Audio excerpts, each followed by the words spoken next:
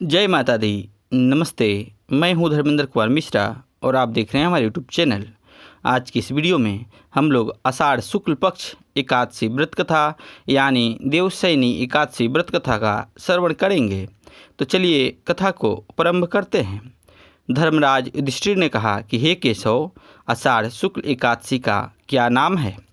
इस व्रत के करने से की विधि क्या है और किस देवता का पूजन किया जाता है? श्री कृष्ण कहने लगे कि हे युधिष्ठिर, जिस कथा को ब्रह्मा जी ने नारद जी से कहा था वही मैं तुमसे कहता हूँ। एक समय नारद जी ने ब्रह्मा जी से यही प्रश्न किया। तब ब्रह्मा जी ने उत्तर दिया कि हे नारद, तुमने कलयुगी जीवों के उद्धार हेतु अति उत्तम प्रश्न किया है, क्योंकि एकादशी व्रत सब व्रतों में श्रेष्ठ है। इस व्रत से समस्त पाप नष्ट हो जाते हैं और जो व्यक्ति इस व्रत को नहीं करते वे नरकगामी होते हैं। इस व्रत के करने से भगवान विष्णु प्रसन्न होते हैं। इस एकादशी का नाम पद्मा एकादशी भी है। अब मैं तुमसे एक पौराणिक कथा कहता हूँ, उसको तुम ध्यानपूर्वक चित्त लगाकर सुनो। सूर्यवंश में मंधाता नाम का एक चक्रवर्ती राजा राज्य करता था, जो सत्यवादी और महान प्रतापी था। वह अपनी प्रजा का पुत्र की तरह पालन किया करता था। उनकी सेवा अपने पुत्रजनों की भांति करता था। उसकी प्रजा धन धान से भरपूर और सुखी थी। उसके राज्य में कभी अकाल नहीं पड़ता था। एक समय उस राजा के राज्य में 3 वर्ष तक वर्षा नहीं हुई और अकाल पड़ गया। प्रजा अन्न की कमी के कारण अत्यंत दुखी हो गई। अन्न के न होने से राज्य में यज्ञ आदि भी बंद हो गए। एक दिन राजा के पास जाकर कहने लगी कि हे राजन, सारी प्रजा त्राही त्राही पुकार रही है, क्योंकि समस्त विश्व की सृष्टि का कारण वर्षा है। वर्षा के अभाव के अकाल पड़ गया है और अकाल से प्रजा मर रही है। इसलिए हे राजन, कोई ऐसा उपाय करिए जिससे प्रजा का कष्ट दूर हो।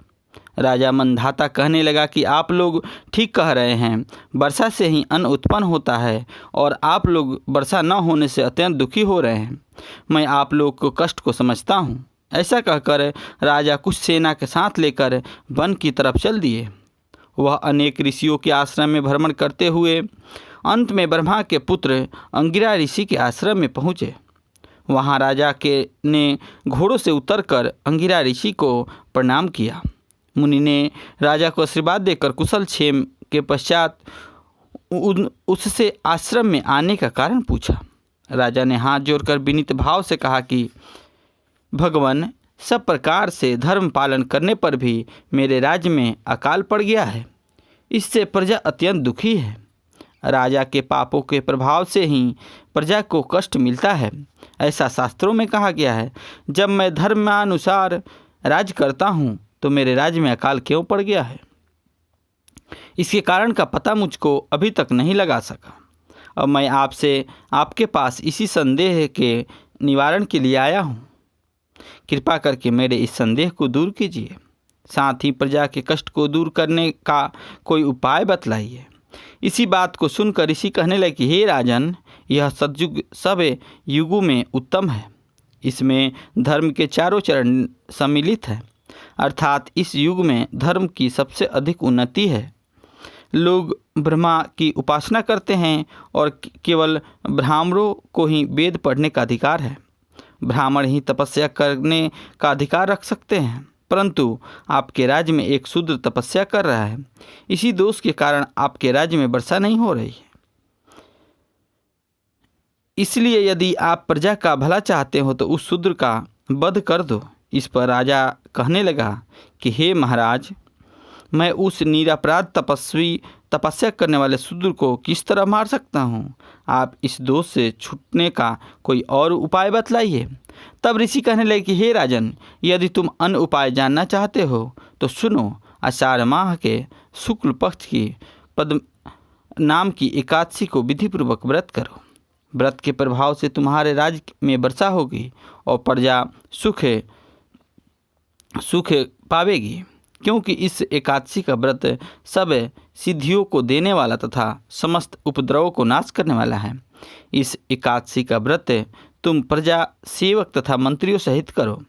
मुनि के इस वचन को सुनकर राजा अपने नगर को वापिस आया और उसने विधिपूर्वक देवशयनी एकादशी का व्रत किया। उस व्रत के प्रभाव से वर्षा हुई और प्रजा को सुख पहुंचा।